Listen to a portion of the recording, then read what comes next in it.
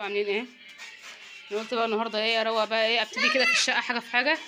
قلت بقى مروق ايه اوضه الانتريه كده الاول اهو.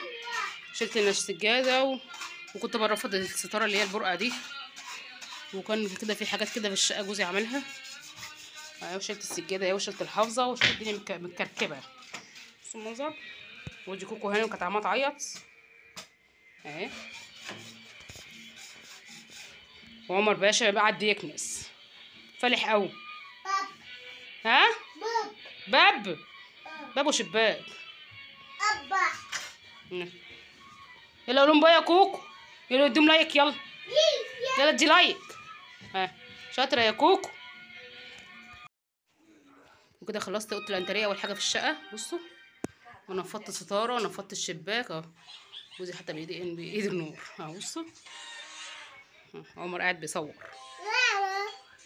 بصوا ودي السجاده بقى انا شلت الحافظه عشان انفضها واغسلها اهي. بصوا دي بقى السجاده بتاعي. دي صورة فرحي. شوفوا الجزء التحتاني في الجزء الفوقاني لا. والنجف اهي. اطفي كده يا عمر النور ده ويخلي اللون الاصفر.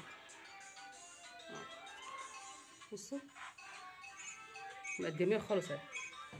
ودي اول حاجه في الشقه نضفت. لسه بقى بقيه اللي الشقه عايزه لها ازاله. دي الاسبوتات بتاعها اهي اهي.